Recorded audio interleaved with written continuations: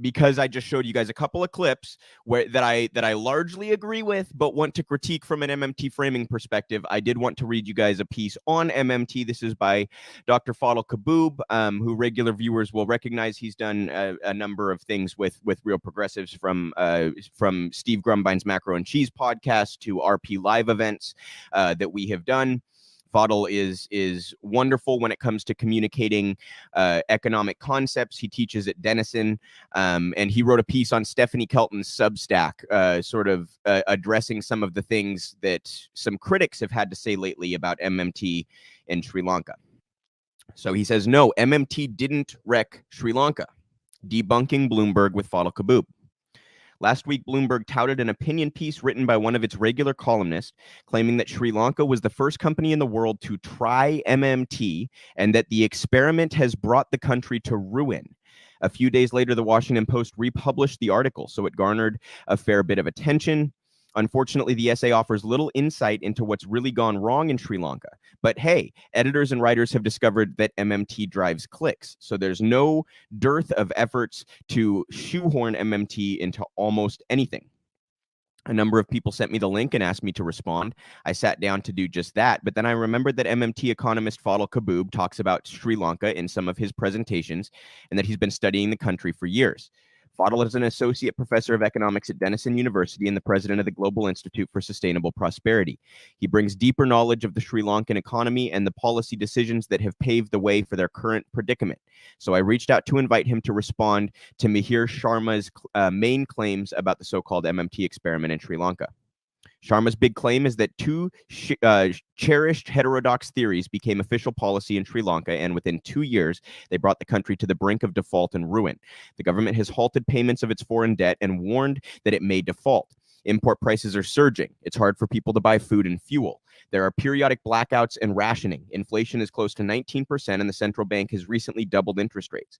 Sharma acknowledges that there are structural factors at play, and he concedes that the pandemic hammered the nation's tourism sector, while the Russian invasion of Ukraine made everything worse. But he argues that the deeper problem is that the ruling elite turned Sri Lanka's policymaking over to cranks. One of the heterodox theories that is supposedly responsible for the crisis is MMT.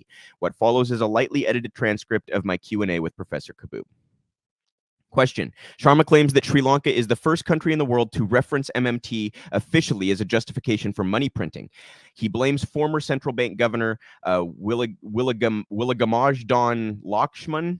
I apologize for any butchered names in this, you guys, for listening to monetary cranks who convinced him that nobody needs to worry about debt sustainability as long as you increase the proportion of domestic debt relative to debt denominated in foreign currency. Is there anything in MMT that says that as long as you increase the proportion of domestic debt, you can print money without worrying about debt sustainability or inflation?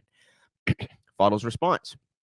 When I first read the statement of Sri Lanka's central bank governor, Mr. Wilagamajdan Lakshman, back in 2020, it was very clear to me that he does not understand the basic MMT insights. He was under the impression that what matters in terms of monetary sovereignty is the proportion of sovereign currency debt relative to domestic currency debt, and that there was no need to rethink the foundation of the economic development model that his country has used since the late 1970s.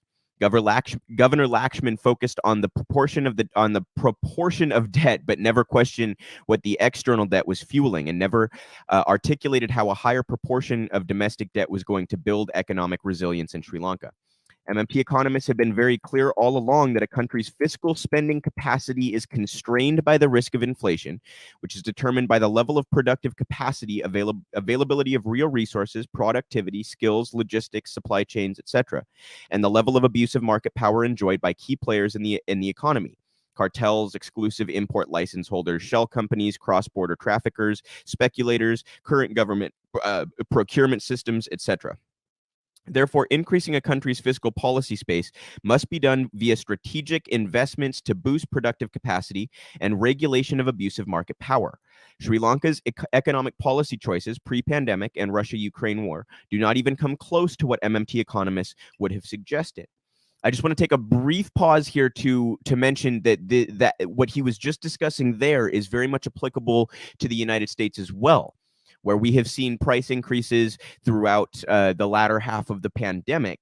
And it's pretty obvious that that is just market power, as Fadhel might describe it. It's I would say price gouging, right? It's companies that have record profits that are, not just passing the costs of supply chains down to their the havoc wreaked on supply chains down to their customers, but passing more than that down to their customers.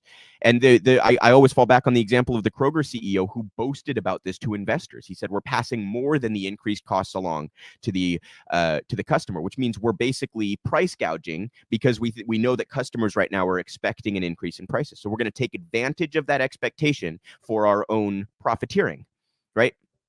So I just wanted to make clear that that same dynamic that Fadhel's describing, where the productive capacity combined with market power in the hands of those who are going to abuse it is likely to increase your prices, to create increased prices. So that is also true of the United States, and I just wanted to note that before we carry on here on this article.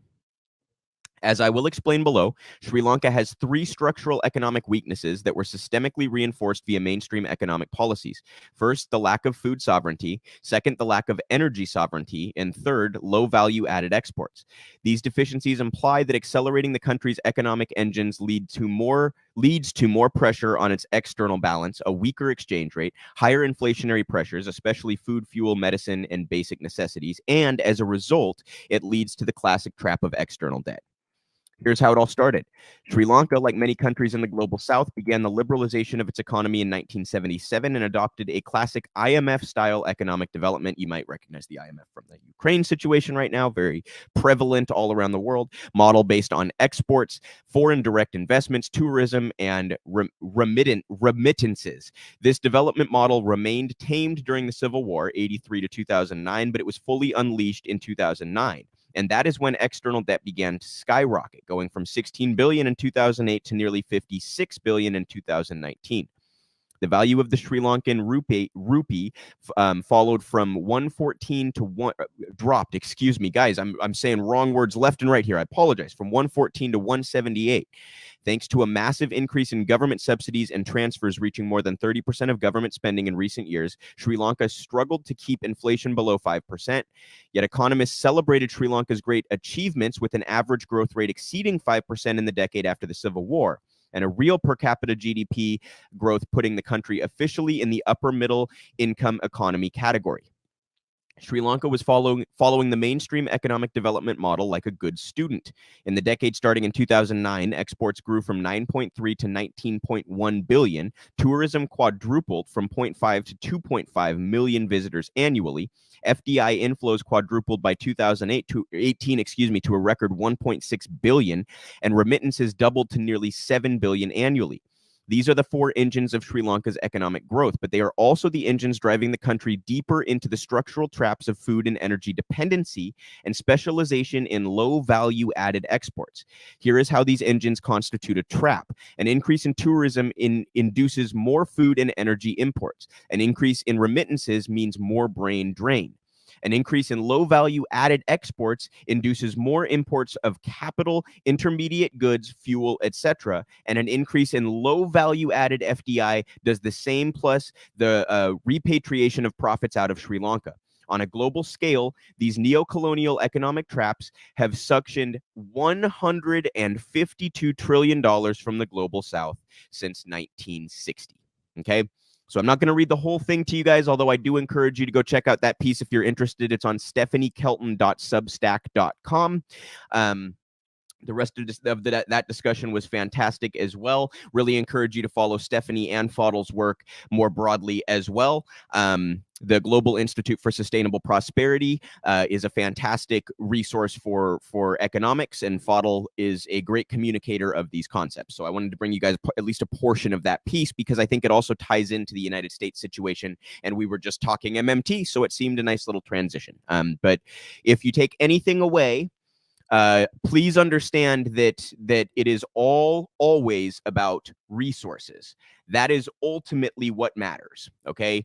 And the financing of it is often sort of overplayed, I suppose you could say, in a sense, right? We talk about the dollars instead of the resources. And I think Fadhel gets to that point quite well. So a lot of people, and this is the other point, you guys, MMT it's like that Gandhi quote, right? First they ignore you, then they laugh at you, and then they argue against you, and then you've won. So MMT is working its way up, right? At first, we all were ignored. I mean, when I was very little was when MMT was founded in the 90s, or kind of first came to be in the 90s. But you know, it was ignored for years and years and years, and then it was laughed at for years and years and years. And now they are responding quite viscerally to it and quite angrily to it, and trying to debunk it and trying to come up with examples that disprove it. So I think that is us moving along that spectrum that Gandhi sort of described. I think the fact that they feel the need to address it at this point is progress for us MMTers. So I'm excited to see this, and I'm excited to see people like Fadhel and Stephanie gaining more public notoriety and getting their arguments out there in this way. So just really encourage anybody who might not be familiar with MMT, please do go to realprogressives.org. We have all sorts of great educational content on the topic. Our founder and CEO, Steve Grumbine's podcast on Saturdays, Macro and Cheese, they talk about all sorts of stuff, but it's sort of centered around an MMT understanding. And they talk a great deal of MMT on that podcast.